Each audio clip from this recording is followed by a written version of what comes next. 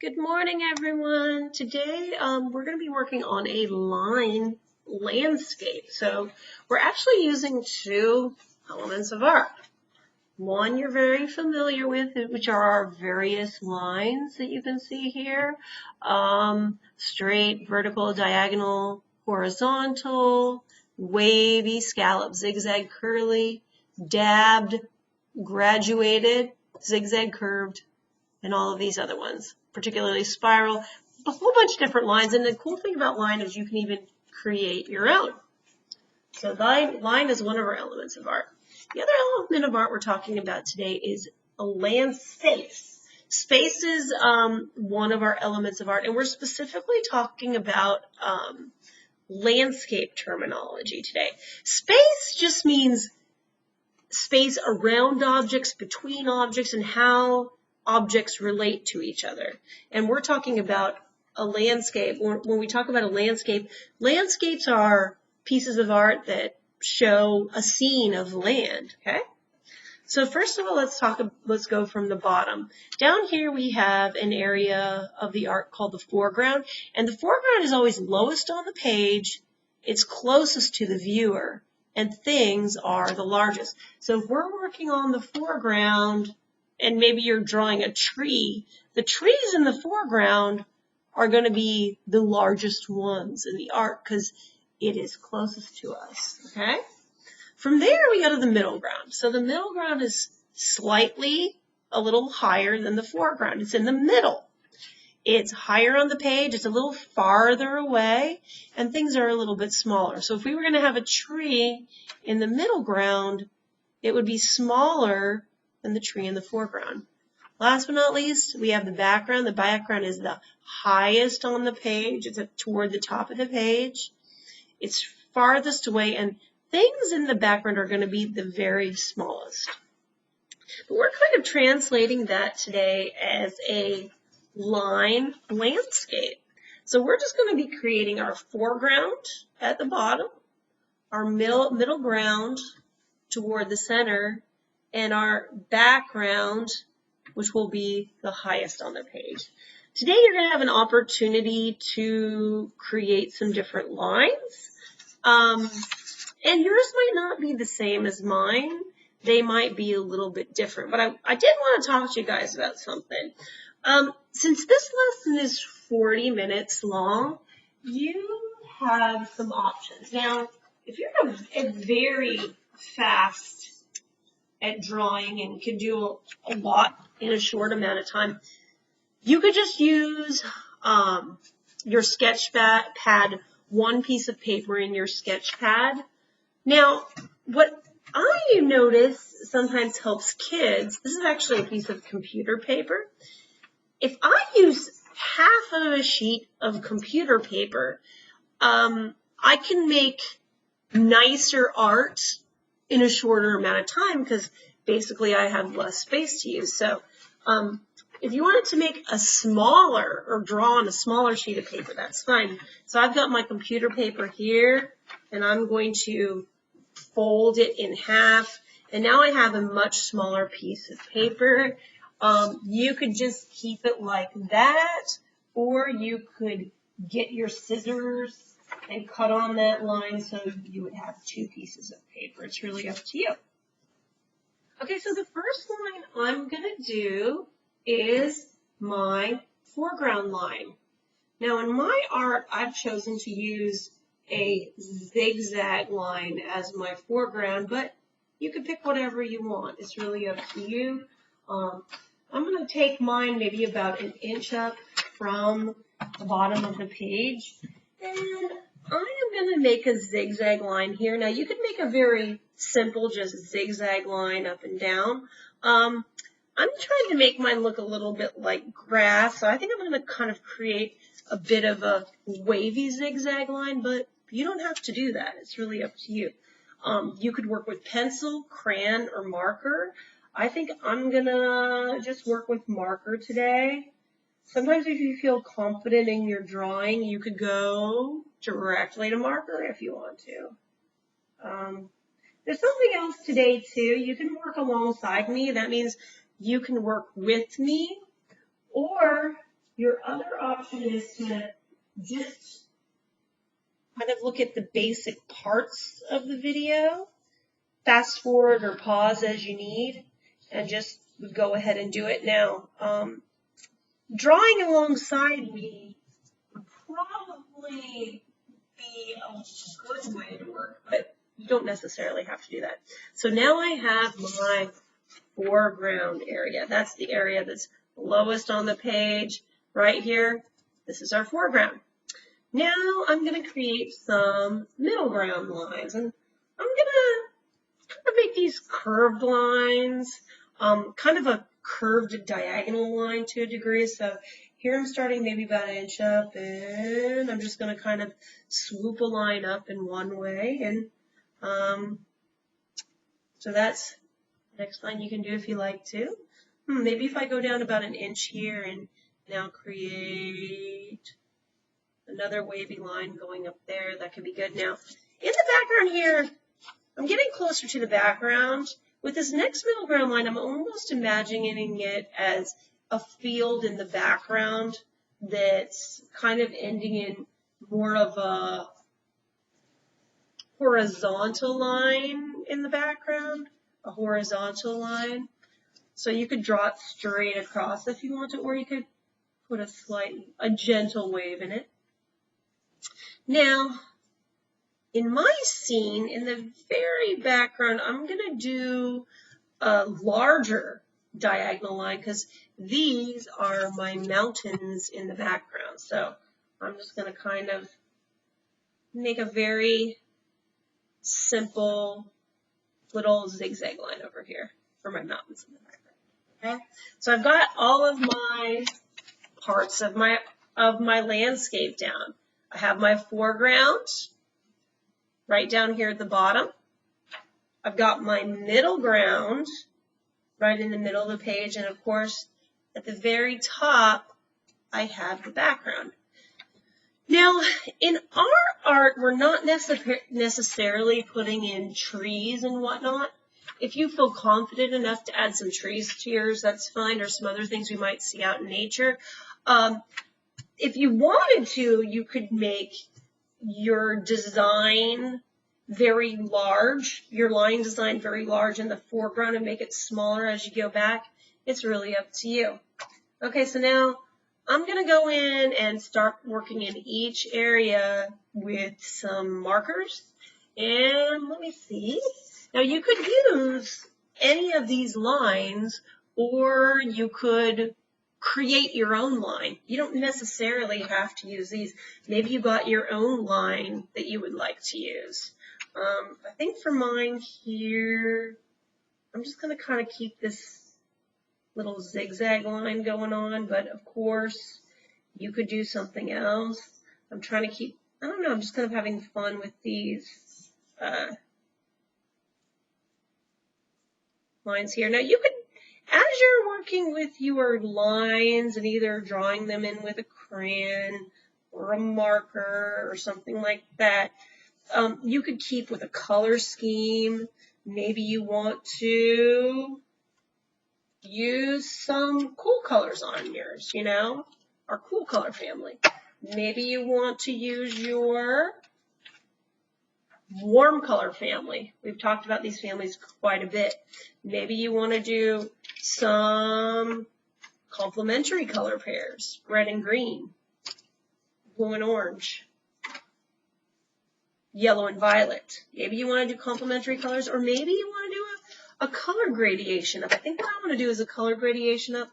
I'm going to start with green at the bottom and move up through my colors. So after green, I am going to go into yellow will be my next color up. And I'm just going to pick a different kind of a line. What would be interesting for these fields? I think I'm going to kind of keep with my same kind of curved line I had here to begin with. And I'm just going to add it in. By the way, if you wanted to not have these hard black lines, when you're creating your little scene, if you want to start drawing directly with pencil or marker, you can. It's really up to you. I'm kind of trying to think, maybe these are fields where a plant farmer has been gardening or growing some crops.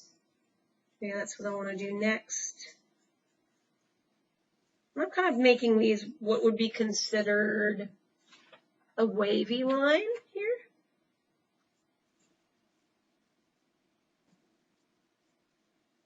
Now, another thing, if you wanted to, you could paint yours after, maybe you want to do all your lines with black marker or crayon or something and paint on top of it.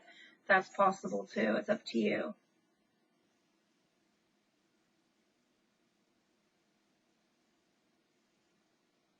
I'm just kind of going in here with some little wavy lines. It makes me think about maybe the crops being put in the field before they're actually growing.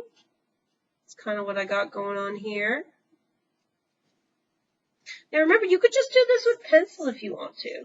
You don't have to do it with marker. It's up to you. In each of these areas, you can come up with your own kind of line that you wish to use. You know, sometimes as I'm working, I like to go back in and make things maybe look a little bit better. That's something to think about as you go. Kind of what we would call self-critiquing would be looking at your work and determining if you feel like it looks right or not. Maybe you want to add something else to it or fix it. Okay, so I think I'm going to go in with my spiral lines next. You can see I actually did some of those in my example. So, and I'm trying to do a color gradation up, going from green to yellow. The next color on the color wheel would be orange, so I'm going to do that next. And remember, a spiral is just a circle. It gets smaller and smaller, but yours does not have to be like mine.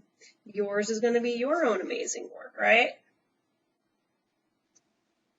And if you kind of understand at this point what we are doing, you could also just turn off your camera or your video and work independently. It's up to you.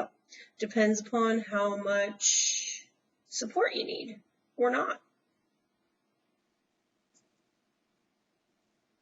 I really like working with these thin markers.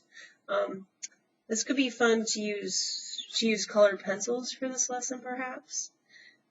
But it's what appeals to you, or whatever you happen to have handy. I was thinking if you wanted to make something super duper detailed, if you folded a computer piece of paper in half and then folded it even smaller, making like an itty bitty landscape could be cool. And by the way, kids, as we work forward this year and we keep working, think about how much time you have. And if you are a very detailed drawer or a very, very detailed at drawing, sorry, I didn't enunciate very well, you might even want to do a very small piece of paper to do your art on. That could be cool. It's up to you.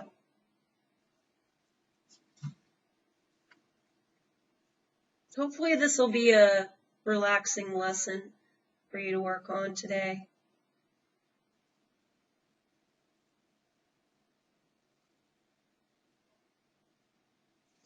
I'm just going to start thinking about what my next area is going to be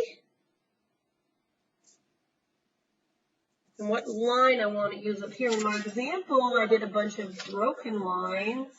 What line could I use next? These scalloped lines are really fun. Maybe I'll use some of those. Let me see what I can do with that. So I'm going to now move on to red. So here we go. Maybe, I don't know, maybe should I use this? I can also just pick a shape, perhaps. Maybe I will go back in and use some of those broken lines again. Now, a broken line can be a bunch of different ways. Remember, a broken line could be a dotted line or a dashed line. You don't have to do a broken line. You could come up with your own line. You know what you could do is you could create a line by writing your name over and over again in cursive or just in regular block printing.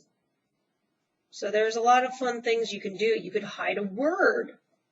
You know, words are made from lines, so maybe that would be kind of interesting to do.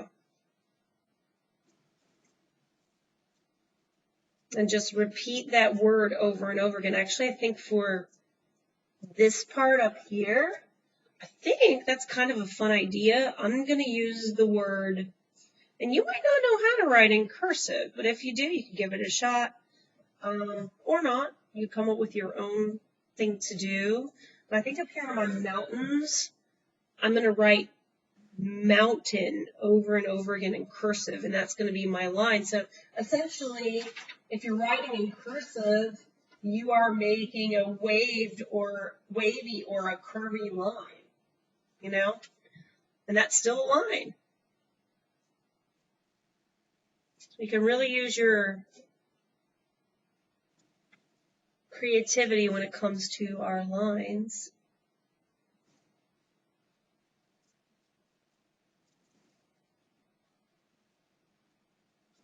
So if I'm doing my gradation up, the next one up will be my violet.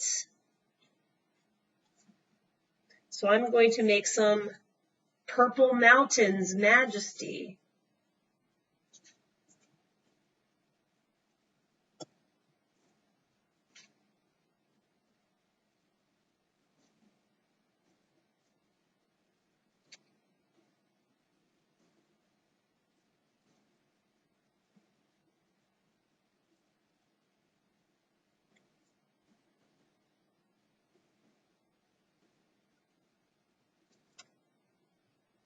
Okay, so now, what it would look like if I'm going to try to write mountain over and over again in cursive.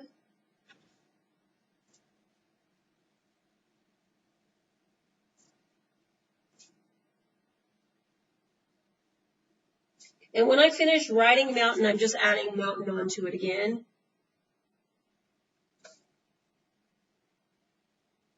So if I just started part of the word here, I'm continuing it over here. Now you might not want to do that, it's up to you.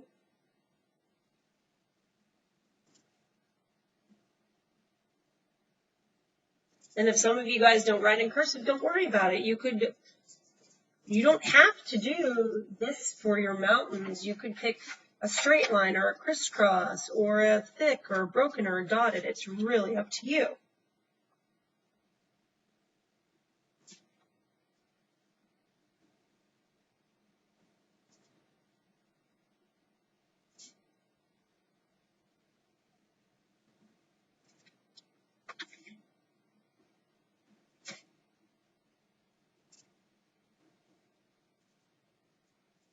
Kind of creates a neat line though, doesn't it? It creates what we would call an irregular line by writing mountain over and over again.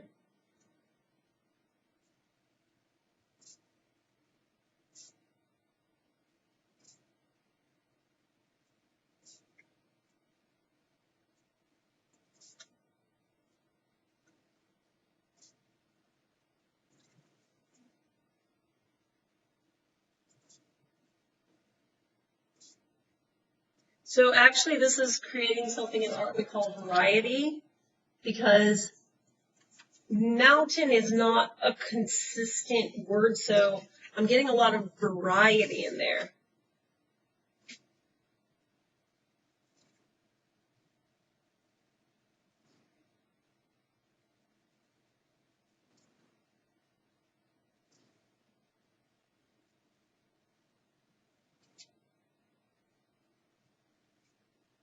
You know, up here in the background, here I did a sun, and that can be fun to do like a curve and some rays of sun. But I think up here in the distance, I'm going to do something kind of different.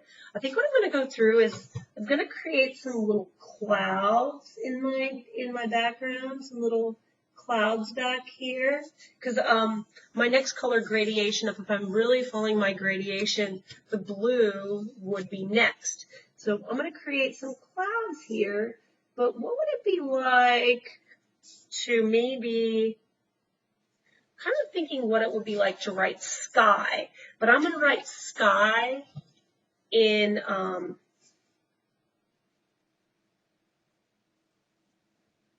just regular old block letters. And you know what's interesting about this is these, because I'm using regular old block letters, what kind of line is that? Oh, that's right. These are straight lines, as opposed to my curvy cursive mountain script. So it's kind of a fun concept. And I'm just going to put my sky in. I'm just going to write it over and over again.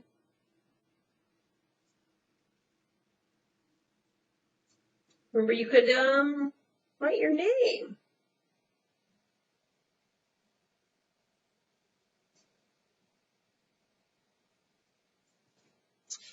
I'm going to add the rest of my sky over here.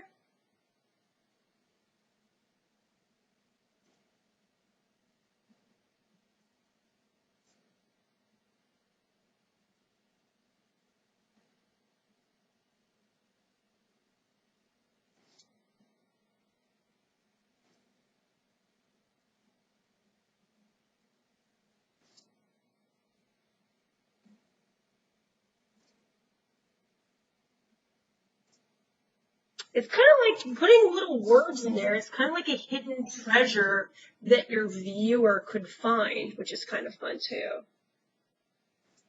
See? So now I have a hidden treasure of words that my whoever could see. So now that I'm done with this, let's quickly review. We reviewed various lines, and remember you could use all kinds of different lines, even your invented lines on your art. And we also talked a little bit about space, specifically about landscape. And remember, foreground is lowest on the page, closest to the viewer, things are the largest. The middle ground is higher on the page, and a little further away, things are a little smaller. And in the background, that's the highest area on the page. It's highest on the page, furthest away, and things are the smallest. So we were just working with different parts of our landscape today. And your landscape could have turned out completely different than mine. When you are done, please send a photo of your art to my email address. I hope you had fun with this lesson today. Have a good one. Bye.